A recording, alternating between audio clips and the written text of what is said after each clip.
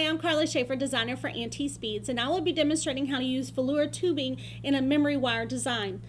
You will need the velvet tubing, some memory wire bracelet in size large, and I will be using Swarovski crystal helix beads and Pavé beads in different colors.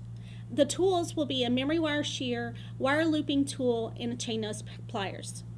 Okay, for this particular bracelet, I want almost 3 full coils, so I'm going to cut this memory wire. And you need to use memory wire shears to cut this.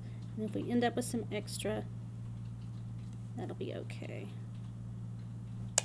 Okay, and the first thing we need to do is make a loop on the end so the beads don't slide off, and I'm going to be using my wire looping tool or pliers. I'm going to place the end in the tool, clamp it down, and roll it. And get a good loop. I'm going to put it back in the pliers and kind of bring it back up. I got a nice loop. And the first thing I'm going to do is I have laid out my beads in the color order I want them in, and I've also pre-cut the velour tubing, and I'm using 6 1-inch pieces, and I'm using 5 2-inch pieces. The first thing I'm going to do is string it on a helix bead. I'm going to bring it to the end,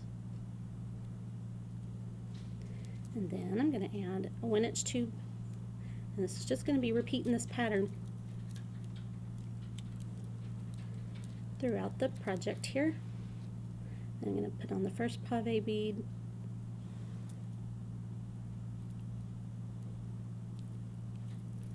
and then a piece of 2-inch tubing,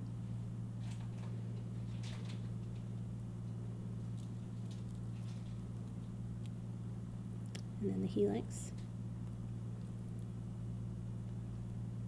and then the 1-inch tubing,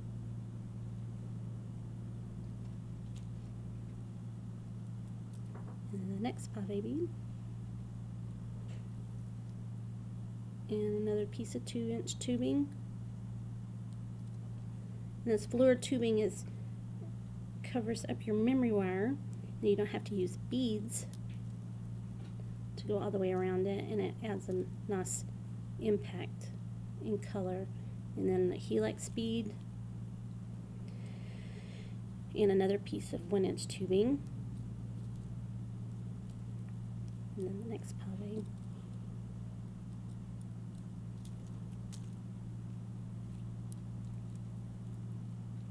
And another piece of 2-inch tubing.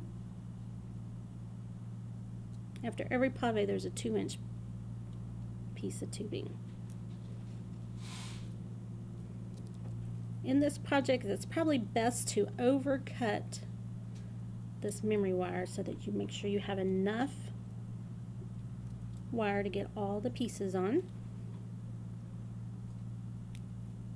and then we can trim the end.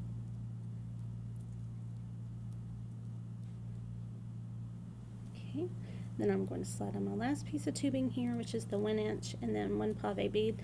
And I do have more wire than I need, but that's alright. Now we've got and everything lays just right too on this. So what we're going to do now is we're going to trim the end. We're just going to give us enough to make a loop on here. We need about a 1/4 inch or so. Remember to always use your memory wire shears to cut the wire. And again, I'm going to place the end in the wire looping tool and wrap it. Make another loop on the end. And there we have finished our Posh Pavé bracelet.